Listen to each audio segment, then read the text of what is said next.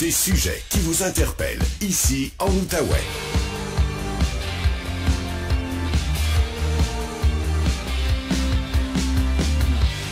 Voici Louis-Philippe Brûlé. OK, il y a une nouvelle étude qui nous indique donc qu'environ la moitié des cerfs de Virginie, là, ce qu'on appelle communément des chevreuils, puis j'en profite pour saluer les chasseurs à l'écoute, on est là-dedans présentement, qui sont donc porteurs du coronavirus à l'origine de la COVID-19. Une étude qui a été réalisée dans 4 États du nord des États-Unis. On parle de New York, on parle du Michigan, de la Pennsylvanie et de l'Illinois, mais tout donne à penser que c'est pas mal la même chose ici au Québec. On va aller voir ce que Patrick Filion, microbiologiste et professeur au Cégep de l'Outaouais, peut nous dire là-dessus ce midi. Salut Patrick! Salut LP. D'abord qu'il y ait un chevreuil sur 2 qui soit porteur, est-ce que c'est une surprise pour toi?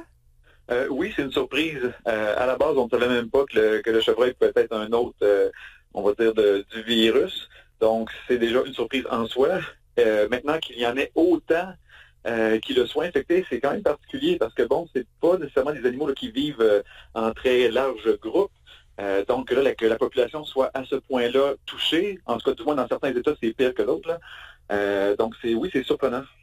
Absolument. Les experts cités dans l'article de la presse ce matin disent qu'il n'y a pas de preuve d'infection de l'animal à l'humain, mais ils recommandent quand même aux chasseurs de porter le masque et des gants avant de manipuler leur proie. Est-ce que c'est vraiment nécessaire?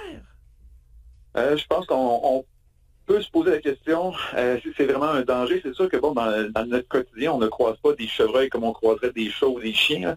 Par contre, les chasseurs, oui, s'ils ont du succès à leur chasse, vont être en contact direct avec l'animal. Donc oui, ça pourrait être une bonne idée parce qu'on ne sait pas encore si c'est vraiment dangereux comme tel qu'il y ait une transmission une fois que l'animal, par exemple, a été abattu ou quoi que ce soit. Donc, de porter un masque, porter des gants. Puis d'ailleurs, porter des gants, c'est jamais une mauvaise chose pour la chasse parce qu'il y a plein d'autres maladies qui peuvent être transmises par l'animal, la tularemie, entre autres. Donc, là, on en rajoute une autre. Donc, la COVID pourrait peut-être se transmettre. Donc, on n'est pas encore dans les suppositions. Donc, tant qu'à aller à la chasse, protégez-vous, chers chasseurs, faites attention. Peut-être qu'on pourra vous dire l'année prochaine là, que les risques sont très, très minimes, donc on pourra peut-être réviser. Mais là, c'est une nouvelle donnée que l'on a. Donc moi, si j'étais chasseur, je ne le suis pas moi-même, là, mais si je l'étais, là, je pense que je prendrais des petites mesures supplémentaires cette année là, pour plus profiter de ma chasse et pas ramener un mauvais souvenir à la maison. Ceux qui vont à la chasse, évidemment, c'est pour l'expérience, mais c'est pour ramener de la viande à la maison. Exact. La viande d'un chevreuil ou d'un animal porteur du coronavirus, y a-t-il un problème là-dedans ou pas? Théoriquement, il ne devrait pas avoir vraiment de problème. D'autant plus, là, souvent, si on fait cuire la viande, là, le virus ne sera pas résistant du tout. Et le virus ne résisterait pas de toute façon très longtemps dans la viande de l'animal abattu.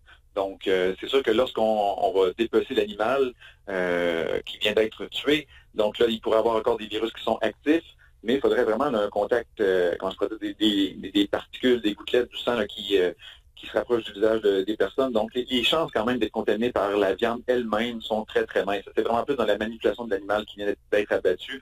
Ou si, par exemple, là, je vais pas faire de mauvaise publicité, mais si on va, par exemple, dans un parc animalier et qu'on va nourrir ces animaux-là... on pense au parc Omega. D'ailleurs, j'attends un retour d'appel du parc Omega parce que j'ai vu d'ailleurs que le zoo de Granby est sur le point de vacciner plusieurs de ces animaux.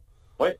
Donc, ça peut être une réalité. Là, dans le fond, je ne connais pas exactement la réalité, mais je pense que leurs animaux sont dans des enclos, donc il n'y a peut-être pas de contact avec les animaux de l'extérieur. Ben, les gens nourrissent les chevreuils au parc Omega, là, directement à partir de la voiture. Oui, ça c'est ça. Puis je l'ai fait donner des carottes avec mes enfants. On a fait ça souvent. C'est une belle activité. Donc, il faudrait peut-être faire attention. C'est sûr que, encore une fois, COVID ou pas, c'est toujours une bonne idée de se laver les mains une fois qu'on a nourri des animaux comme ceux-là. Mais bon, est-ce que ça vaudra la peine peut-être de porter le masque jusqu'à temps qu'on ait des nouvelles données? Parce que c'est encore assez embryonnaire. Là, on sait que l'animal est porteur, mais est-ce que l'animal vraiment peut nous le transmettre? Là, les preuves restent à faire.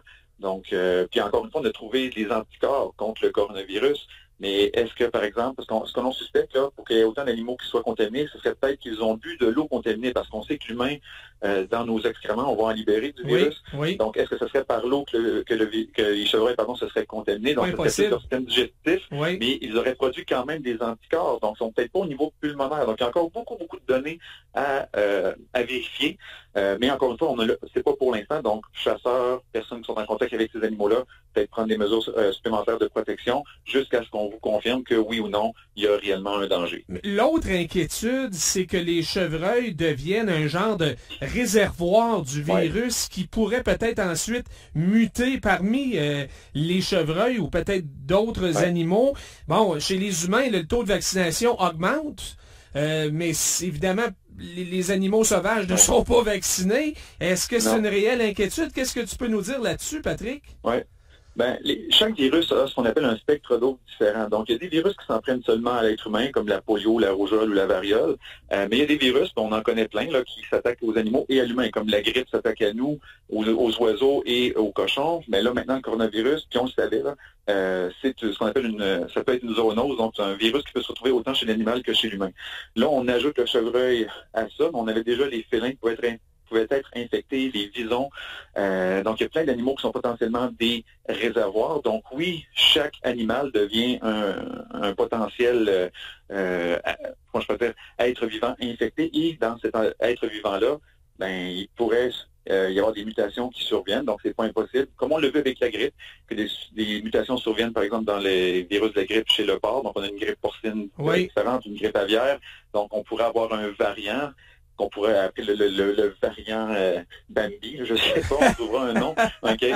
Donc, le variant Bambi qui vient du chevreuil, peut-être. Ou le variant Gros Boc, mais Patrick, au fond, on panique pas, mais c'est une situation à surveiller, ça, pour les spécialistes. Oui. Bon, puis on savait, là, je veux dire, le coronavirus, on sait que ça se retrouve dans les animaux. Le MERS, qui est une autre infection à coronavirus, infecte les chameaux. Donc ça, il y en a moins dans la région. Dans le parc des Gatineau, on devrait être correct. Mais on sait que c'est un virus qui se retrouve chez l'animal. Donc, c'est pas une surprise. Ce qui est une surprise, c'est qu'on le retrouve chez le chevreuil. Ça, c'était pas connu. Mais c'était déjà une possibilité que des mutations surviennent dans les animaux. Donc, on surveille tout ça. Mais ne paniquons pas. Les chasseurs, faites ce que vous avez à faire. Ramenez de la viande à la famille. Mais faites attention cette année avant qu'on vous dise là, que c'est oui ou non vraiment problématique. Oui, puis si on va au parc Omega, mettons, quand on nourrit les... Tu sais, ça veut pas dire qu'il faut garder le masque tout le long du trajet en voiture, mais quand on nourrit les animaux, on met le masque, au fond, c'est pas la fin du monde pour une couple de secondes, là. Ça devient un geste préventif.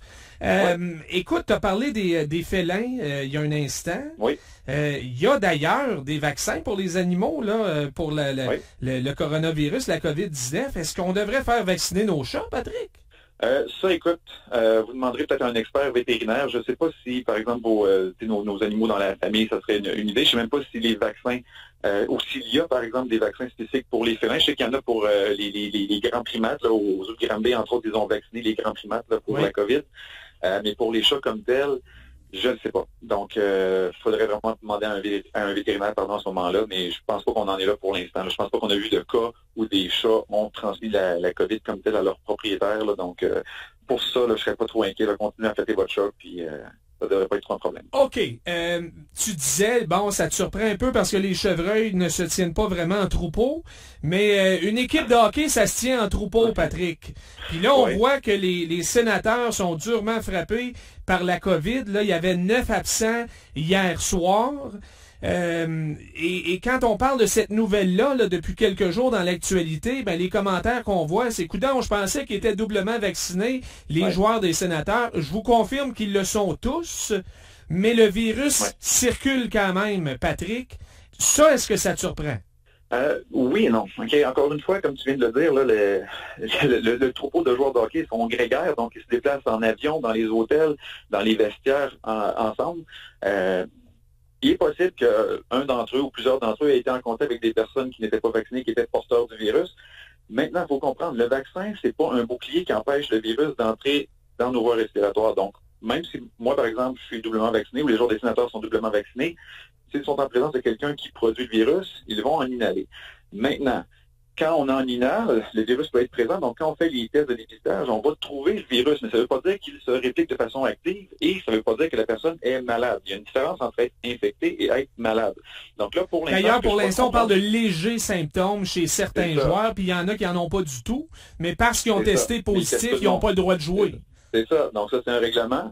Mais tu sais, si on faisait ça à l'ensemble de la population, moi, présentement, je me sens super bien. Puis peut-être que si je faisais un test aléatoire, peut-être qu'on le détecterait, parce que j'ai peut-être été en présence d'un élève au cégep, puis j'ai été contaminé, mais moi, j'ai pas de symptômes pour ça. Puis je pourrais avoir quand même le virus dans mes voies respiratoires. Donc les gars des sénateurs, c'est un peu le même principe.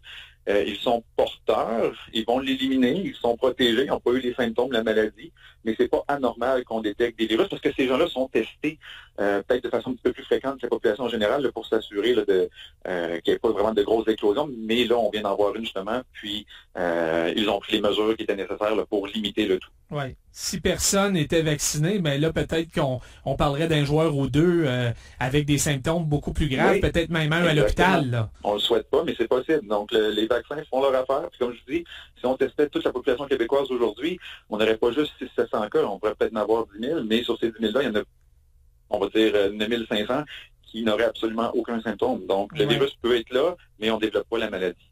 La charge virale est quand même moins forte quand on est vacciné. Mais dans le cas des joueurs de hockey, quoi, c'est la proximité puis le fait, bon, sont embarqués un sur l'autre dans le vestiaire, sur le banc, puis souvent, ben, sont essoufflés, ça respire fort, ça crie, ça célèbre. C'est un petit peu ça. C'est pas un milieu de travail normal non plus, là. Non, c'est ça. Puis tu sais, dans les avions aussi, c'est quand même un environnement un peu plus restreint. Les vestiaires, s'ils vont à l'hôtel ou au restaurant ensemble. Puis moi, ça me fait toujours sourire quand je vois le coach retirer son masque pour crier, donner des indications. Fait que, tu sais, veux pas, c'est pas parfait comme système, ils font attention, mais la proximité et tout ça fait en sorte que la transmission peut être possible, mais encore une fois, la double vaccination va limiter les conséquences, les maladies, etc. Merci beaucoup, Patrick. Je te laisse aller. De toute façon, on se reparle lundi avec plein d'autres sujets. Certainement. Bonne fin de journée. Bon week-end. Patrick Filion, microbiologiste et professeur au Cégep de l'Outaouais.